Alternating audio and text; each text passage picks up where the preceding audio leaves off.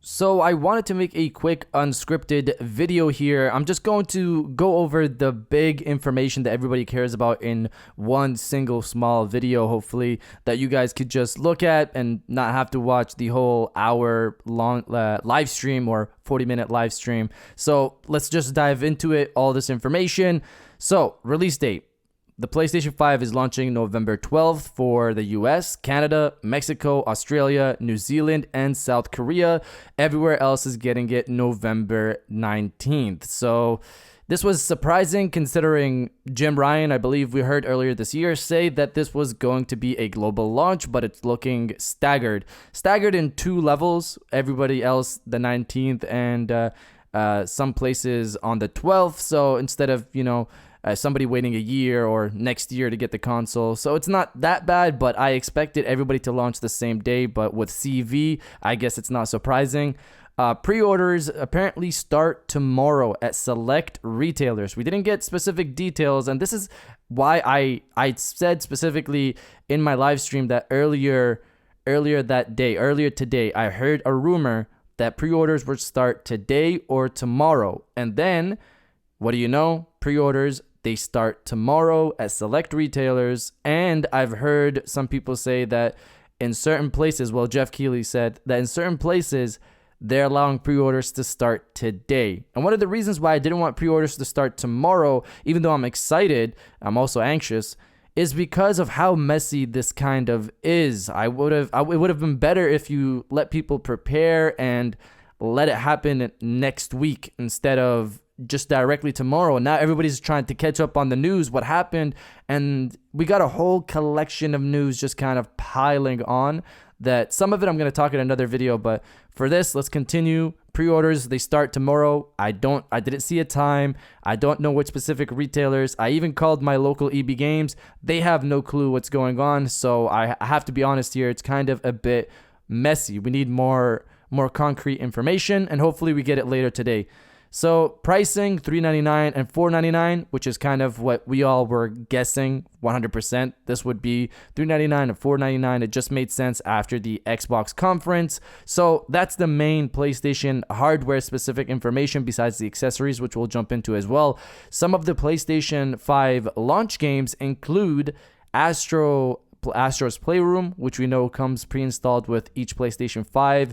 Demon's Souls is a launch title for the PlayStation 5, so that's awesome news. But we also kind of knew that, or hoped that, or possibly saw that happening because of it being rated in several different countries earlier on, like maybe a month ago at this point, or a few weeks back. We've seen it getting rated. So in past experiences, when a game gets rated, it's not long after that we're going to see the release date and its actual eventual release. So launch day, you're going to be able to get Demon's Souls, Destruction All-Stars, which was a pleasant surprise. I'm excited for Destruction All-Stars, Marvel's Spider-Man Miles Morales, and Miles Morales Ultimate, which includes a remaster of Spider-Man PS4.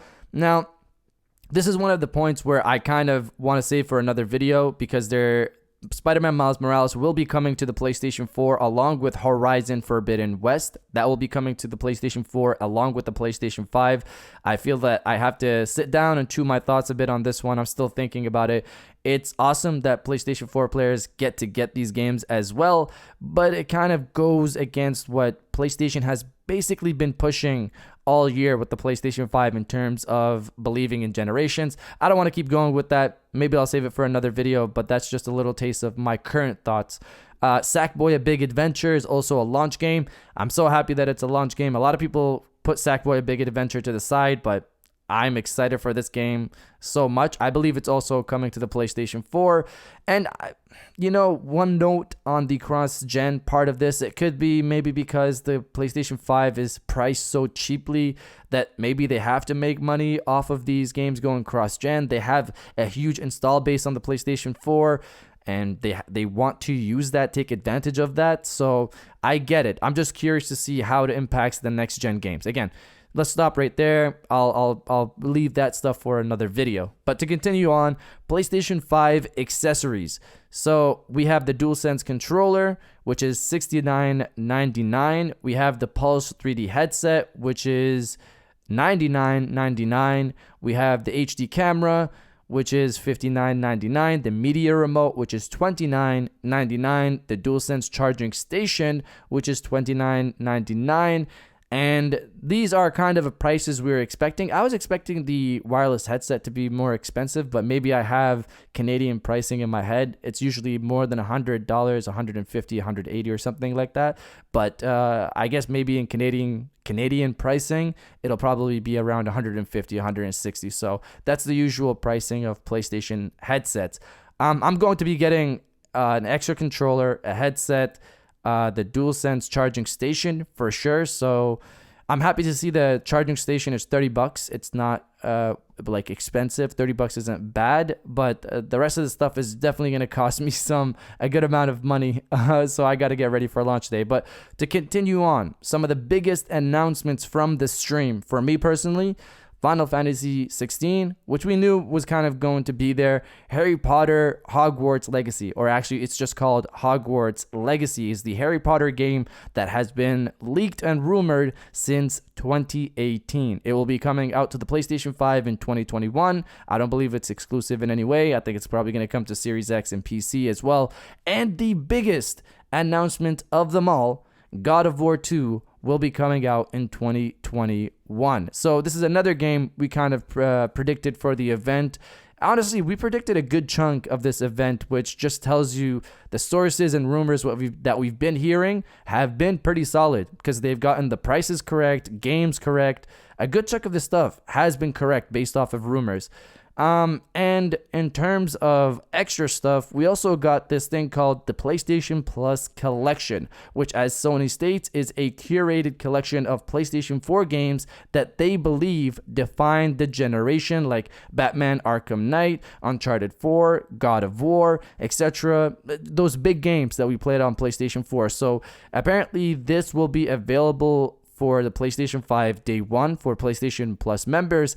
And I read it off the PlayStation blog. It also states that existing PlayStation 4 members will also be able to take advantage of this PlayStation collection. So it's going to confuse some people, because this PlayStation Plus collection is a collection of games. They don't say that these games are going to go away in a month like the regular PlayStation Instant Game Collection. This is just a collection of games that you can play. They don't give times. You can play whenever you want.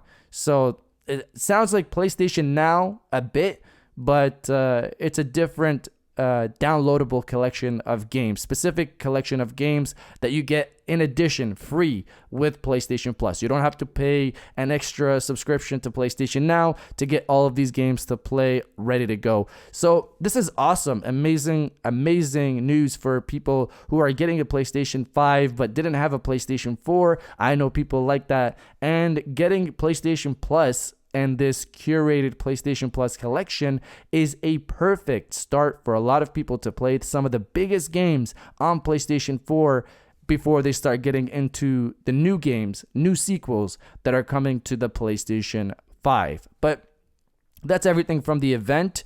There was some other stuff too, like the pricing. PlayStation pricing for AAA games are basically going to $70 now, $70 US. So for us in Canada, that's almost $100 at this point.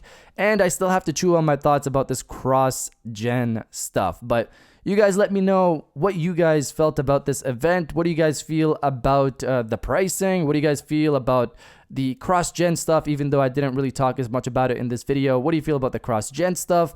What do you feel about everything that happened at the event? What's your overall rating of the event? Let me know your thoughts down in the comments below. And if you guys did enjoy this video, please hit that like button, as it always helps, and subscribe if you're new. I got new videos every Monday, Wednesday, and Friday. And now I'll check you guys out on the next one.